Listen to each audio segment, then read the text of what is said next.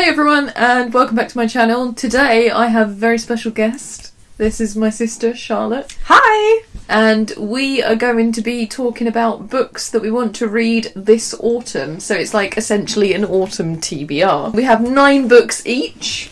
I didn't realise that was a thing. Quick. 9 books each, 3 per month of autumn.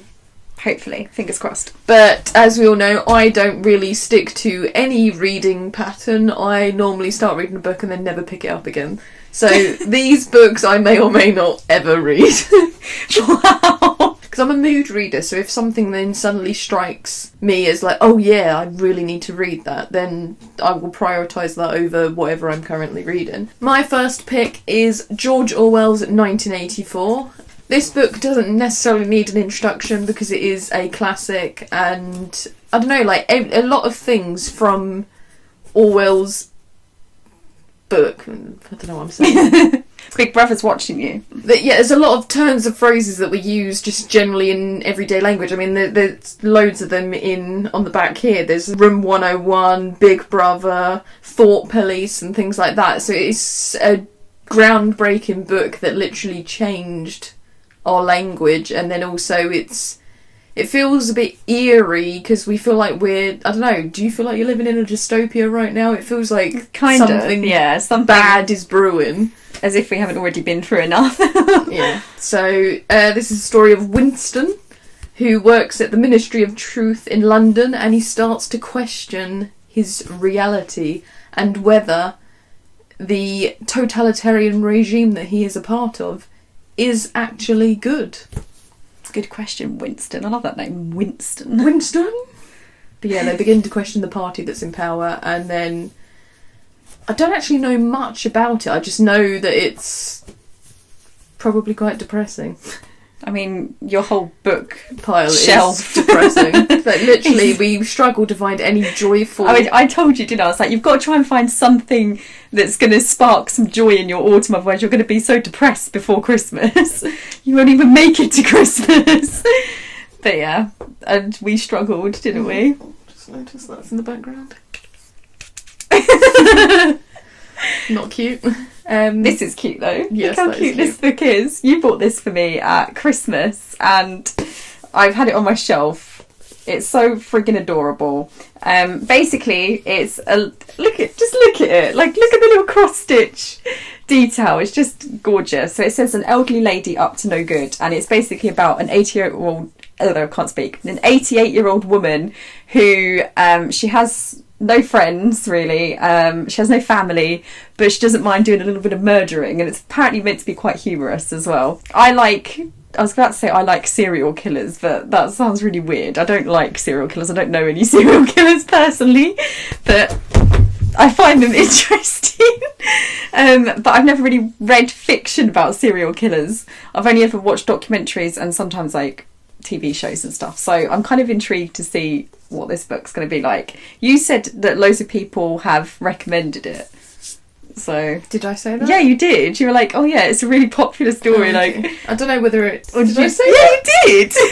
I don't remember that, but I know that it's translated from the Swedish. From the Swedish. I was going to continue, but then I stopped because I couldn't read the person's name who translated it. It's by Helen Thurston, and it's translated from Swedish by Marlene Delage. I think it's important That's a nice name. To also say about the translators, because translators put a lot of work in, and they quite often get sort of forgotten about. Just pushed to the side. Thrown aside. Sometimes I forget to mention them, but I'm trying to make more so of an thank you, effort. Marlene, for bringing this book to the English language. But yeah, so I'm quite excited to read this. It looks frigging adorable, and I kind of just want to sit. It would be so much better if you were an old lady reading it though, like you're literally in the corner up to no good. My next pick is A Certain Hunger by Chelsea G. Summers. The cover, sensational, beautiful. I had to get the American version because the English cover is disgraceful. I can't believe you care that much. I'm not going to read, but I'll insert a picture of the cover. I've already talked about it on this channel when I hauled this book. But it's essentially a meat cleaver and a pineapple on a disgusting green cover. Why would you be seen in public reading that when you could be seen in public reading this? I mean, I guess... Yeah. This is essentially about a food critic who also happens to be a cannibal. I love the TV show Hannibal, so anything involving cannibals and food is just... I mean, cannibals it's always going to involve food, isn't it? Idiot. But you know what I mean, like the sort of connoisseur of food. Like, it just feels like a cannibal being a connoisseur of cuisine just is rich for storytelling, apparently. Half of this is going to get cut out, don't laugh at me. But yeah, I'm intrigued by this, and the fact that it's a female protagonist, it feels like it's going to be quite dark and sort of challenging, like, gender roles. Like, I think she's quite a promiscuous woman as well, so she sleeps with random men and then murders them and then eats them. I see nothing wrong with this. No, I'm joking. Totally. What's it? Totally. What is it when you get behind something? Endorse. I totally endorse this. Right. This one literally just got added to my pile by you. It's called Perfume by Patrick Suskind. He is Suskind. German, so this is translated from German by John E. Woods. But yeah, I wasn't sure until you read the first page, and the vocabulary just... It's very evocative. Like, you instantly get a sense of all these disgusting smells. Yeah, like it was... Yeah, like people stank of sweat and unwashed clothes. From their mouth came the stench of rotting teeth. From their bellies, that of onions, and from their bodies, if they were no longer very young, came the stench of rancid cheese and sour milk and tumorous disease. That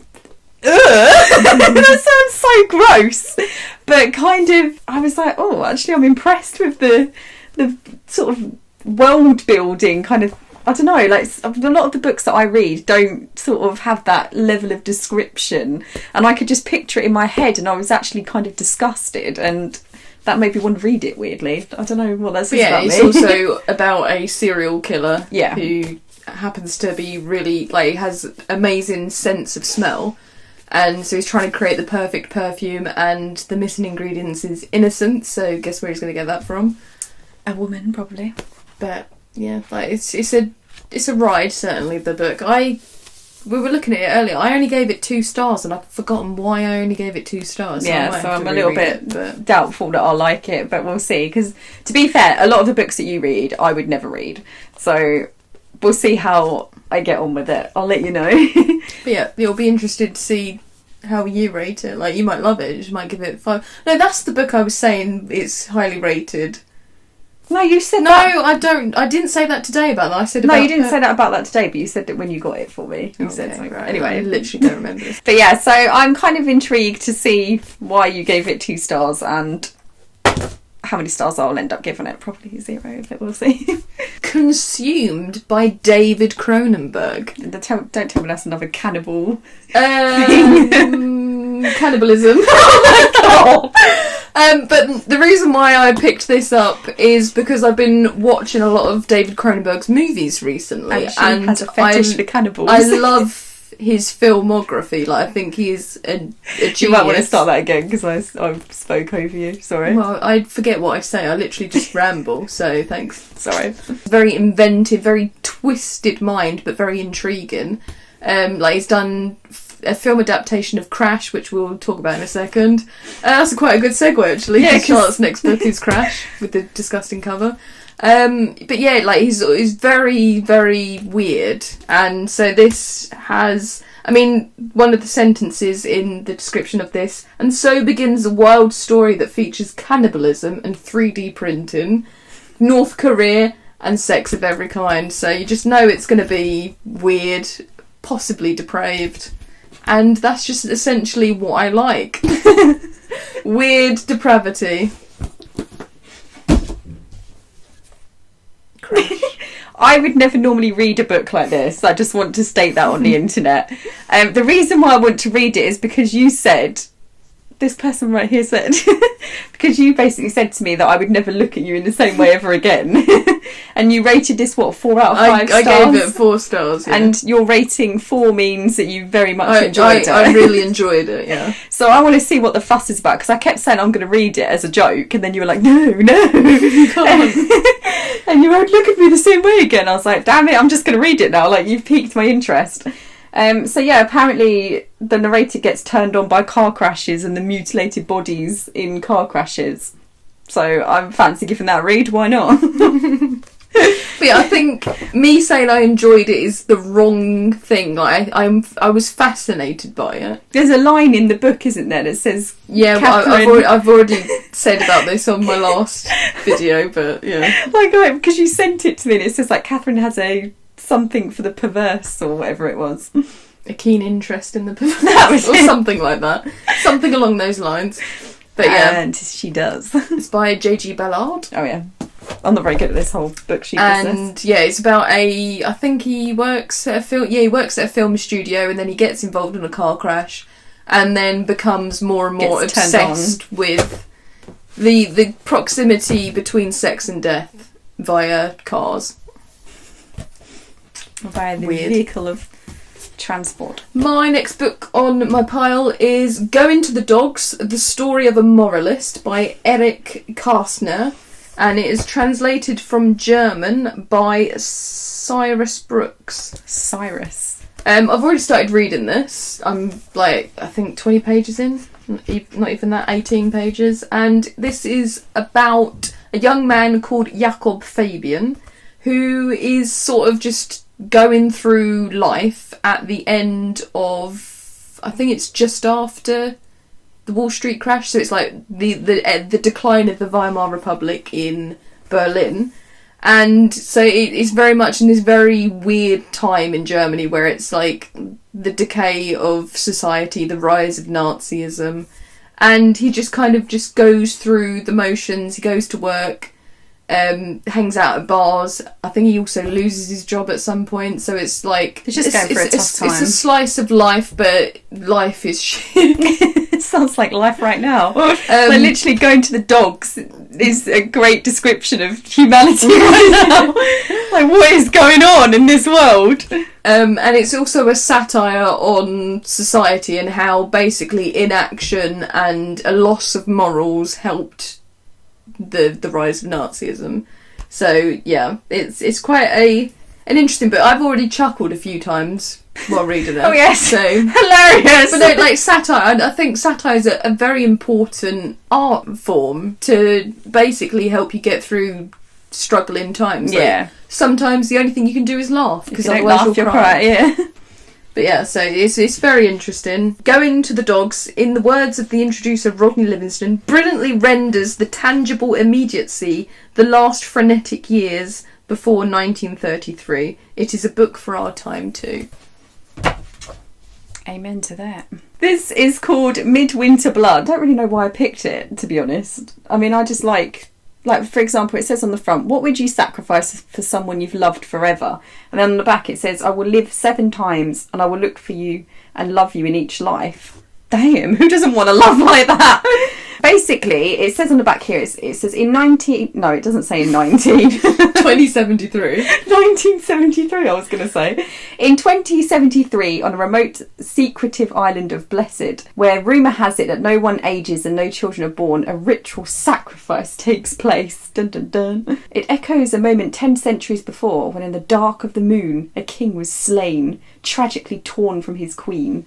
Their souls search to be reunited. Like, so is it essentially like these two people go through different lifetimes trying to find each other? That sounds kind of cool. It sounds cool. So who's it by? By Marcus Sedgwick. Sedgwick. Sorry, I've grown. I just need to get my feet out.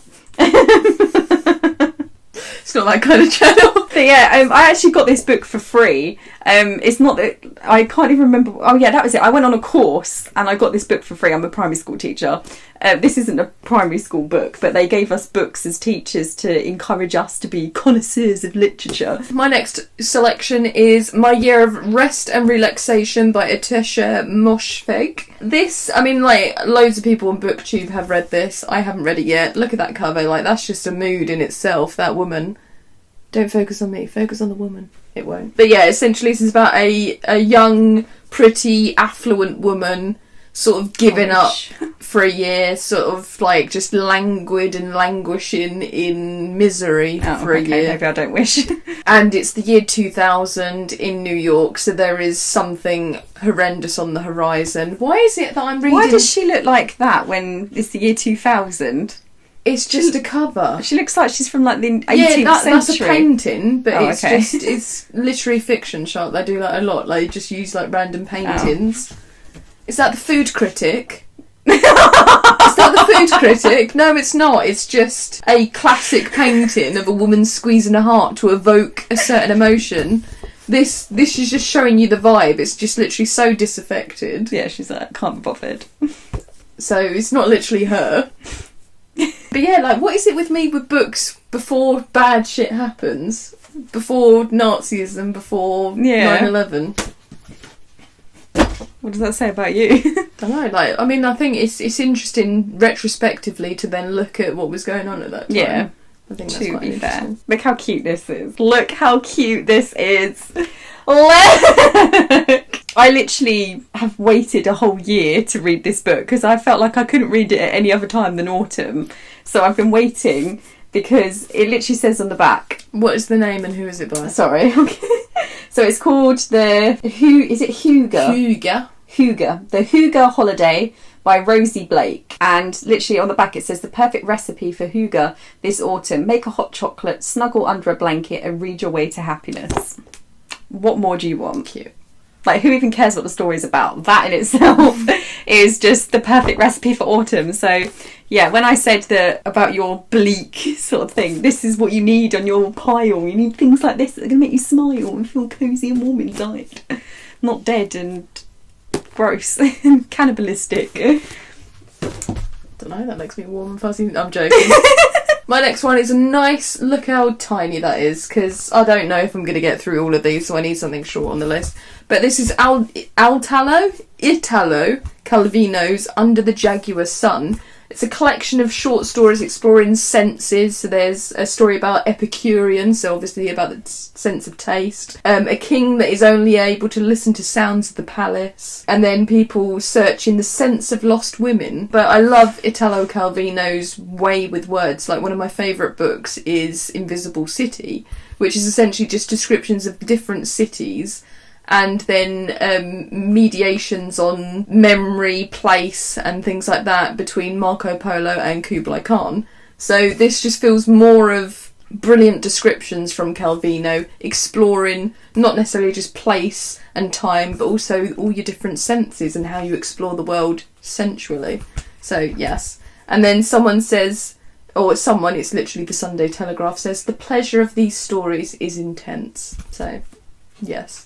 You want something intense. I do. Also intense is goddamn Angela Carter. What a queen. I haven't read an Angela Carter since I was at school. One of the things on our reading list because you had to do it as well, didn't you, was The Bloody Chamber.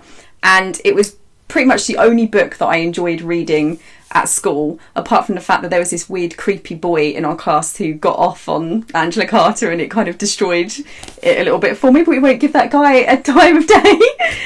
So I'm kind of excited to have a read of a different Angela Carter book. This one's called Heroes and Villains, and you said that it was a really good book, didn't you? Yeah, I gave it 5 stars. So I read it and was just like, yeah, Angela, you've done it again. I do like the way she because we were looking on the bookshelf at other Angela Carter, and just like her way with words and the way she it's kind of similar to how that book was so grotesque in that description. Angela does that very well. I remember that from The Bloody Chamber, so I'm quite excited to read another one of her novels. I'm going to skip the next book and then find the other book because it is also another Angela. That was a bit weird. This one is Shadow Dance, which is actually her debut novel. So like that in itself I'm really excited about, and just that it's shadow and it's just nice and purple and it's a bit creepy. Just feels autumnal, like a bit spooky. Yeah, you need to read it at Halloween. Someone says it's a modern day horror story gleaming with perfect 1960s detail, and I am an absolute sucker for anything retro set during the 1960s and 70s. Like, perfection. So, yeah, this sounds really intriguing. And, yeah, I just love the cover. It's just very macabre and very, I don't know, like, baroque and very over the top. So we do love to see that. Cursed Bunny! This book is horrific, but I love it. I'm addicted. Every time I come up to visit, I read, because actually you can see the bookmarks in there. I've read 3 of the stories, because it's like a collection of short stories. And just when I think I've read one that's the most horrific thing I've ever read in my life, I then read the next one, and then I have to like take some time out to kind of digest what the heck I've just read. And kind of, I don't know how to describe it. It is disgusting. I haven't read it yet. Yeah, like it's your book and I've stolen it, and I want to read the rest of the stories. But even like just the first one, the head about the toilet, and it was one of the most disturbing things I've ever read in my life. But then I read the next story and I was like, oh my god, that's even worse than the last one. And then the one I just read was about what was it? The frozen... I can't remember. Was it the frozen finger or was it Cursed Bunny? Cursed Bunny was kind of freaky because it like all these rabbits were appearing and eating things, and I was like, oh my god! I thought bunnies were cute. Like, I have 4 rabbits. My penultimate. Do love a good. Oh, that is a nice sound.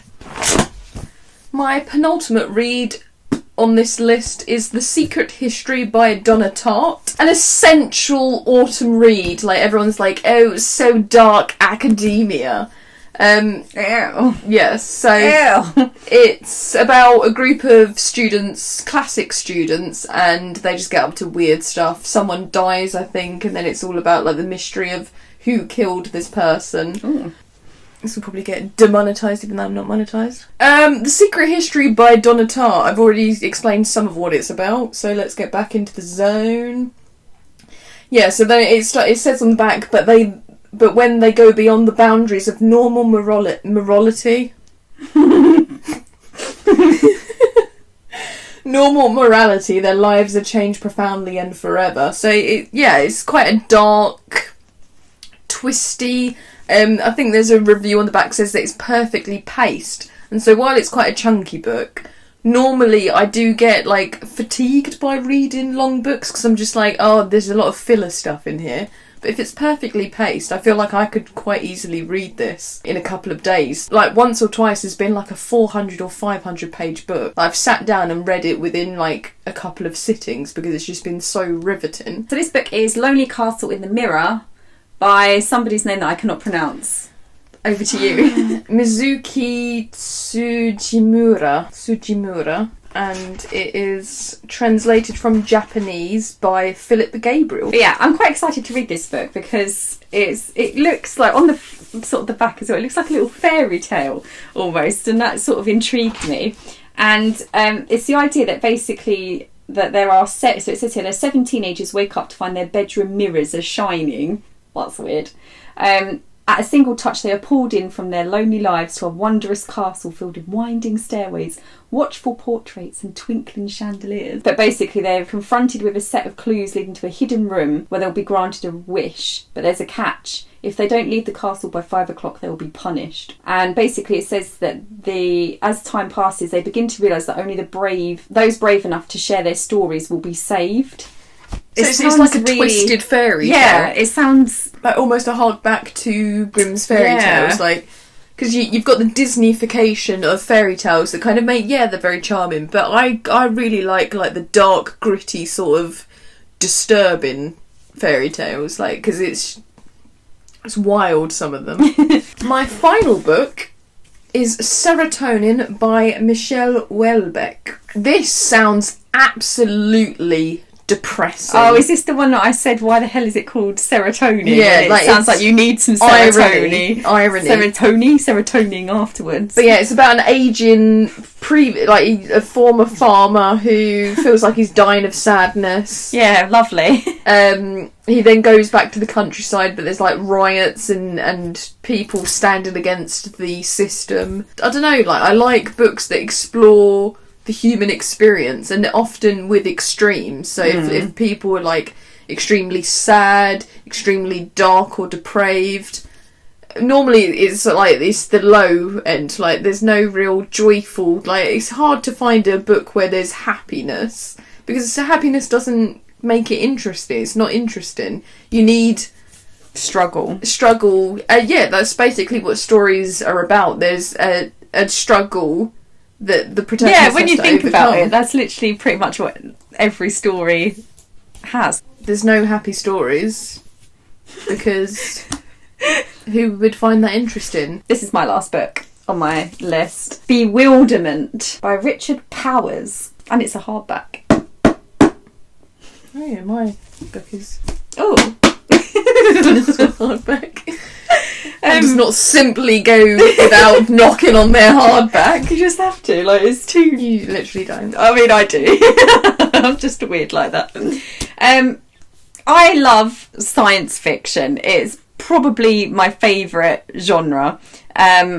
And in particular, under that sort of science fiction umbrella is anything to do with space. This is about going to sort of lots of different planets. And so Theo Byrne is a promising young scientist who's found a way to search for life on other planets, dozens of light years away.